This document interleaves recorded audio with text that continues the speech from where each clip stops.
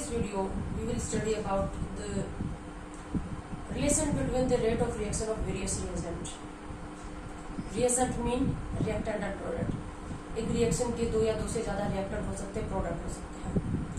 तो हम जो रिएक्शन का जो रेट है वो किसी भी रिएक्टेंट की कंसंट्रेशन की टर्म में, किसी भी प्रोडक्ट की कंसंट्रेशन की टर्म में एक्सप्रेस कर सकते हैं। तो एक रिएक्शन के जितने भी रिएक्टेंट और प्रोडक्ट दे रखे हैं, यानी कि सभी रिएजेंट दे रखे हैं, उनकी रेट ऑफ रिएक्शन में क्या रिलेशनशिप आएगी, इसको पहले हम समझेंगे। एक इजी एग्जांपल लेते हैं एक रिएक्शन का। मैं आपको ये बताना चाहती हूँ कि पूरी केमिकल काइनेटिक्स में हमेशा आपको एक बैलेंस्ड केमिकल रिएक्शन दी जाएगी।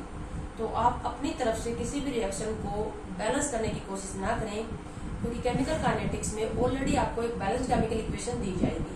ठीक है, तो हम एक बैलेंस्ड केमिकल इक्वेशन का एग्जांपल ले लेते हैं यहाँ पर। जैसे कि हम सबको पता है हैबर प्रोसेस अमोनिया बनाने की प्रोसेस है, और क्या होता है उसमें नाइट्रोजन गैस जो होती है वो हाइड्रोजन गैस के साथ रिएक्शन करती है और बनता है क्या, अमोनिया बनती है, अमोनिया गैस बनती है। और इसको हम बैलेंस करें, केमिकल काइनेटिक्स जो होता है रेट हमेशा एक बैलेंस्ड केमिकल इक्वेशन पे ही अप्लाई होगा। तो ऑलरेडी आपको बैलेंस दी जाएगी, तो यहाँ पर हम बैलेंस कर लेते हैं N2 + 3H2 2 तो ये हमने एक बैलेंस केमिकल इक्वेशन बनाई। अब इसमें हमारे पास दो रिएक्टेंट और एक प्रोडक्ट है।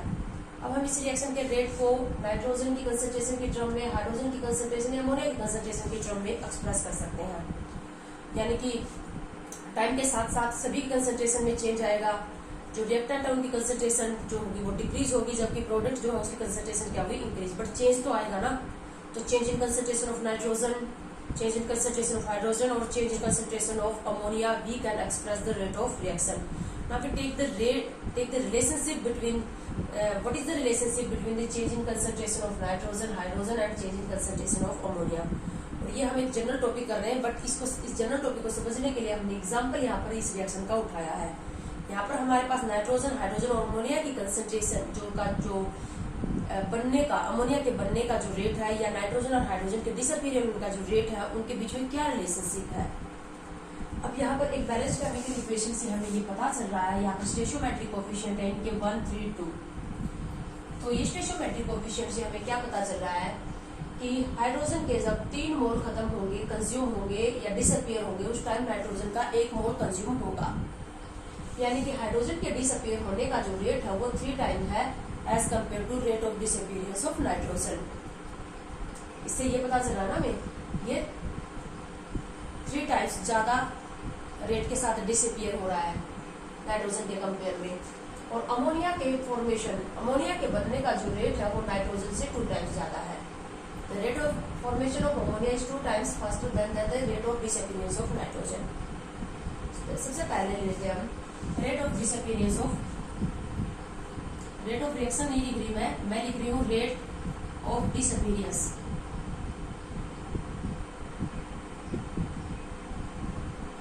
Rate of disappearance of nitrogen.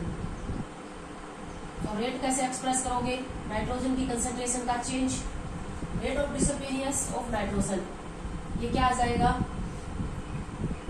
Change in concentration of nitrogen. ये नाइट्रोजन और चेंज यहाँ पर मैं आपको बता चुकी हूँ ऑलरेडी। अब हम हर जगह क्या लेके चलेंगे, इंस्टेंटेनियस रेट को एक्सप्रेस करेंगे। तो डेल नहीं लगाएंगे, डी लगाएंगे, सिर्फ ये है। डेल लगाएंगे तो वो एवरेज हो जाएगा, डी लगाएंगे तो इंस्टेंटेनियस हो जाएगा। dN/dt मतलब डी का मतलब change in concentration of nitrogen with change in time, और डिसअपीयर हो रही है तो आगे क्या लगा देंगे, साइन माइनस। ठीक है, तो मैंने ये क्या लिखा, rate of disappearance of nitrogen. किसी भी रिएक्टेंट के डिसअपीयर होने का जो रेट होगा उसके आगे हमेशा माइनस साइन लगेगा, बट डिसअपीयर होने का रेट आएगा plus, sorry positive, minus dN/dt। अगर मैं इसको मान लेती हूँ, रेट जो है नाइट्रोजन के डिसअपीयर होने का जो रेट है वो है x मोल पर लीटर पर सेकेंड। रेट की यूनिट क्या होगी, यूनिट ऑफ रेट। रेट जो है वो है क्या है, ऊपर concentration, change in concentration upon change in time. तो कंसंट्रेशन में जो चेंज आ रहा है तो क्या होगा, ये कंसंट्रेशन की यूनिट होती है मोल पर लीटर, और टाइम की यूनिट हम ये लेंगे सेकंड मिनट भी ले सकते हैं, जनरली सेकंड ही लेते हैं। तो रेट की यूनिट आएगी मोल पर लीटर पर सेकंड। तो हमने क्या किया, यहाँ पर हमने लिखा rate of disappearance of nitrogen, इसको लिखा -0.dt, और ये हमने सपोज किया ये क्या है, इसके डिसअपीयर होने का रेट है x मोल पर लीटर पर सेकंड। सेकंड हम ले लेते हैं rate of disappearance of hydrogen.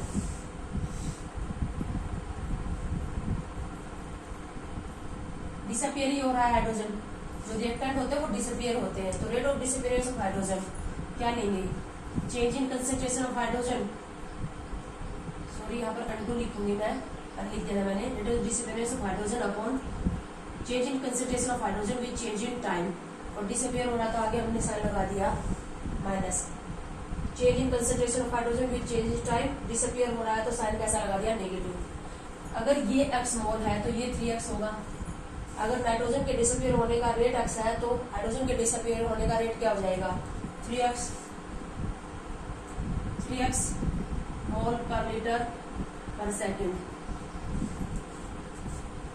अब हम लेंगे rate of formation of ammonia, product है तो रेट ऑफ फॉर्मेशन होगा।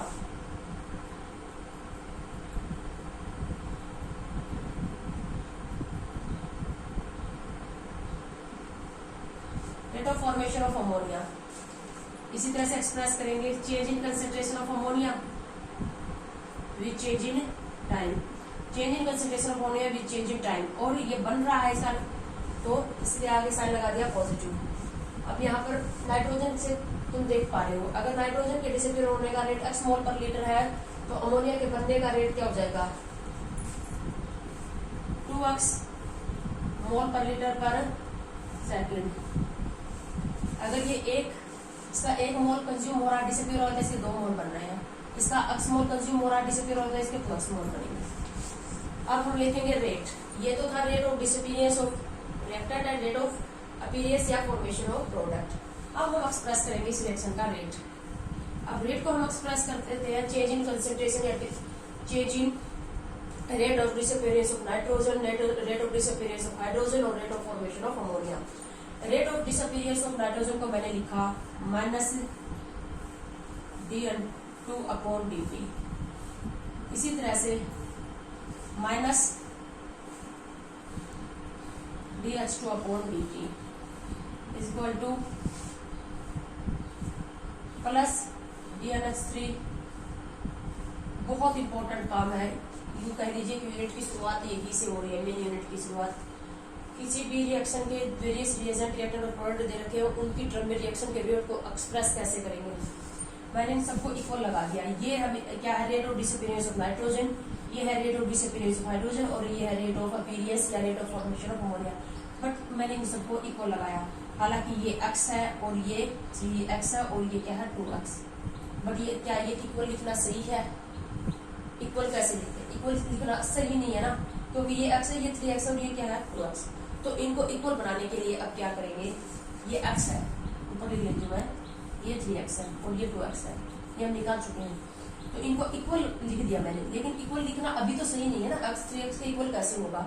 तो इनको इक्वल बनाने के लिए हम क्या करेंगे, इनकी स्टोइचोमेट्रिक कोएफिशिएंट, इसको अगर मैं 1 से डिवाइड कर दूं, इसको अगर मैं 3 से डिवाइड कर दूं और इसको अगर मैं 2 से डिवाइड कर दूं, फिर तो इक्वल हो जाएंगे ना। ये x डिवाइड बाय 1 x हो जाएगा, 3x डिवाइड बाय 3 क्या हो जाएगा x, और 2x डिवाइड बाय 2 भी क्या हो जाएगा x हो जाएगा।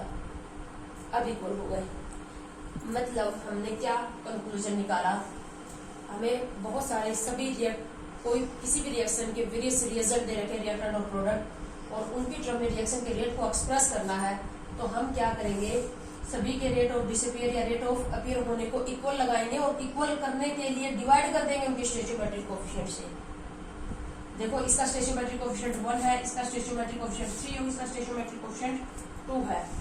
बहुत इंपॉर्टेंट बात बता रही हूँ मैं, अगर तुम्हें किसी एक रिएजेंट, किसी एक रिएक्टेंट या प्रोडक्ट के डिसअपीयर होने का, किसी भी रिएक्टेंट के डिसअपीयर होने का रेट निकालना है या किसी भी प्रोडक्ट के अपीयर होने का रेट निकालना है, देन आप सिर्फ change in concentration with change in time लोगे, वहां पर स्टोइचोमेट्रिक कोएफिशिएंट से डिवाइड नहीं करोगे। लेकिन अगर आपको रिएक्शन का रेट एक्सप्रेस करना है किसी भी रिएजेंट की कंसंट्रेशन की टर्म में, तो रिएक्शन का रेट एक्सप्रेस करने के लिए वहां पर डिवाइड भी करोगे स्टोइचोमेट्रिक कोएफिशिएंट से, क्योंकि स्टोइचोमेट्रिक कोएफिशिएंट से अगर डिवाइड नहीं करोगे तो इनकी जो इनकी जो बनने का या डिसअपीयरिंग का जो रेट है उसके बीच में रिलेशनशिप गलत आ जाएगी, ठीक है ना। तो अब जैसे हम एक हाइपोथेटिकल रिएक्शन लेते हैं और उसमें उसके रेट को एक्सप्रेस करेंगे वेरियस रिएजेंट की टर्म में। हमारे पास एक हाइपोथेटिकल रिएक्शन है XA plus YB to form ZC। ये है हमारे पास A के का कोफिशिएंट है X, B का कोफिशिएंट है Y और C का कोफिशिएंट है Z। इस रिएक्शन के रेट को हमें एक्सप्रेस करना है।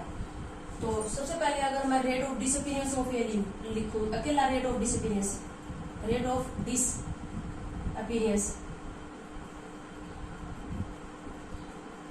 ऑफ ए, तो हम सिर्फ क्या लिखेंगे -d/dt। यहाँ पर हम स्टोइचोमेट्रिक कोएफिशिएंट से डिवाइड नहीं करेंगे क्योंकि यहाँ पर हमको रिलेशनशिप नहीं ले रहे ए बी और सी के बनने या डिसअपीयर होने में। इसी तरह से हम लिखेंगे rate of disappearance of B, तब जाएगा -dB/dt। इसी तरह से रेट ऑफ, अब ये तो सी तो बनेगा ना, तो इसको हम क्या लिखेंगे रेट ऑफ फॉर्मेशन ऑफ सी, ये हो जाएगा हमारे पास +dC/dt। ये तो है रेट ऑफ डिसअपीयरेंस या रेट ऑफ अपीयरेंस। अब लिखेंगे हम रिएक्शन का रेट। अब रेट ऑफ रिएक्शन में हमने क्या लिखा, रेट ऑफ हम किसकी टर्म में लिख सकते हैं, रेट ऑफ डिसअपीयर होने की टर्म में भी लिख सकते हैं, रेट ऑफ डिसअपीयर होने की बी की टर्म में भी लिख सकते हैं, या सी की फॉर्मेशन की टर्म में भी लिख सकते हैं। तो हमने लिखा -d/dt is equal to -dB/dt is equal to +dC/dt। But इनके अपीयर और डिसअपीयर होने का सबका रेट सेम नहीं है ना। इसका अगर x है तो इसका y और इसका क्या है z है, तो इनको बट ये इक्वल रख रखे हमने, तो इनको इनके बीच में रिलेशनशिप लाने के लिए क्या करेंगे, इसको हम डिवाइड करेंगे x से, इसको हम डिवाइड करेंगे y से और इसको हम डिवाइड कर देंगे z से। तो कंक्लूजन ये निकाला हमने, रेट के बीच में जो रिलेशनशिप ला रही है वो क्या आएगा, या किसी भी रिएक्शन का रेट हमें एक्सप्रेस करना है डिफरेंट रिएजेंट की कंसंट्रेशन की टर्म में, तो उनको हम पहले इक्वल रख देंगे, rate of disappear rate of appearance लिखेंगे, change in concentration with change in time, और साथ में उसको डिवाइड कर देंगे स्टोइचोमेट्रिक कोएफिशिएंट से।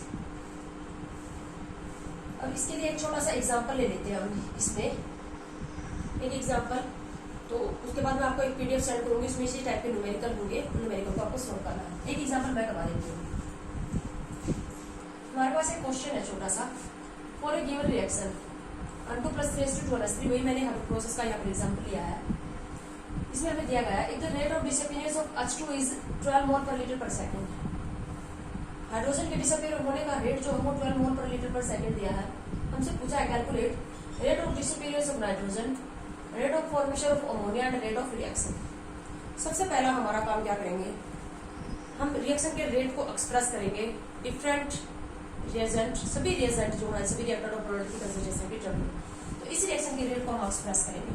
तो इस रिएक्शन का जो रेट होगा हमारे पास रेट, इसी को हम dR/dt भी लिख सकते हैं, और ये किसके इक्वल हो जाएगा, change in rate of disappearance of N2, यानी कि change in concentration of N2 upon change in time, और डिसअपीयर हो रहा है तो आगे क्या लगा दिया minus, is equal to rate of disappearance of H2, disappear का क्या होगा, change in concentration of hydrogen with change in time, और डिसअपीयर हो रहा है तो साइन क्या लगा दिया minus. Rate of formation of ammonia कैसे लिखोगे, change in concentration of ammonia with change in time, और ये बन रहा है तो आगे साइन लगा दिया प्लस। अभी इनके डिसअपीयर और इनके अपीयर होने का रेट इक्वल नहीं है, तो इक्वल करने के लिए क्या करेंगे, इनके स्टोइचोमेट्रिक कोएफिशिएंट से इनको डिवाइड कर देते हैं। इसका स्टोइचोमेट्रिक कोएफिशिएंट है 3 और इसका स्टोइचोमेट्रिक कोएफिशिएंट है 2।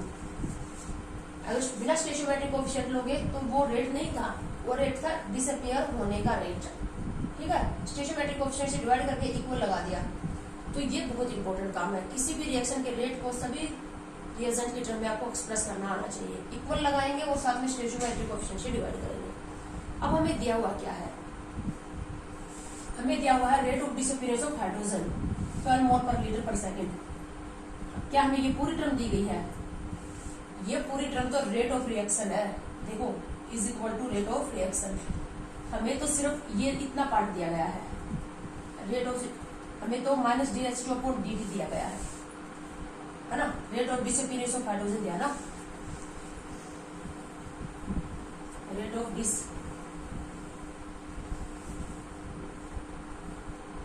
ऑफ हाइड्रोजन कैसे एक्सप्रेस करोगे, माइनस DH2 अपॉन dt, इतना दिया गया हमें, और ये कितना दिया गया है 12 मोल पर लीटर पर सेकंड दिया है। तो यहाँ पर हम इस कितने से पार्ट में, इस पार्ट के अंदर हम क्या पुट करते हैं, ये हमें दिया गया सिर्फ, बच्चे गलती क्या करते हैं, इस पूरे को अज्यूम कर लेते हैं, ये पूरा तो रेट है, तो हमें इसकी जगह हम क्या पुट कर देते हैं 12, तो अगर हम यहाँ पर 12 पुट कर देंगे तो 12/3 आ जाएगा ये, ठीक है।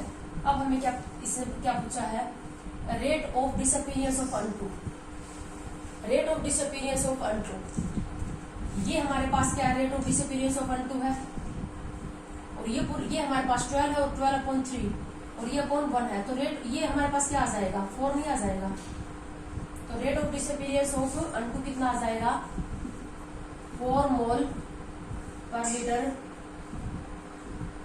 पर सेकंड, 4 मोल पर लीटर पर सेकंड, क्लियर हुआ। Rate of disappearance of unto क्या हो जाएगा 12/3 4। Rate of formation of ammonia, हमसे क्या पूछा गया, ये पूछा गया है, rate of formation of ammonia हमें ये दिया गया था, ये 12 है, 12/3, ये कितना है 4, तो rate of formation of ammonia upon 2 भी है, ये कितना आ जाएगा, यहाँ से आ जाएगा 4, ये मल्टीप्लाई हो जाएगा तो कितना आ जाएगा ये 8, तो rate of formation of ammonia कितना आ जाएगा 8 मोल पर लीटर पर सेकंड। अब रेट ऑफ रिएक्शन, अब रेट ऑफ रिएक्शन चाहे तुम इसकी टर्म में निकालो, इसकी टर्म में निकालो, या इसकी टर्म में निकालो, सभी की टर्म में सेम आना चाहिए, ये तो है नहीं कि अलग अलग की टर्म में अलग अलग आएगा। अब यहाँ पर चाहे तुम इसकी टर्म में निकालो, अब rate of disappearance of nitrogen हमने अभी निकाला था, कितना आ गया 4/1, तो रेट क्या आ जाएगा 4 मोल पर लीटर पर सेकंड, या इसकी टर्म में निकालो, ये कितना है 12/3, ये भी कितना आ जाएगा 4 मोल लीटर पर सेकंड, ये कितना आया हमारे पास 8 डिवाइड बाय 2, तो 8/2, ये भी क्या आ जाएगा 4, तो रेट क्या आ जाएगा हमारे पास, रिएक्शन का जो रेट आएगा वो क्या आएगा 4 मोल पर लीटर पर सेकंड। तो इस तरह के बेटा ये न्यूमेरिकल जो है वो मैं अभी PDF में सेंड कर दूंगी, और ये काम क्या है, हमें किसी भी कोई भी रिएक्शन दे दी जाए उसके रेट को डिफरेंट रिएजेंट की टर्म में एक्सप्रेस करना आना चाहिए, इसके न्यूमेरिकल। तो आज के लेक्चर में इतना है।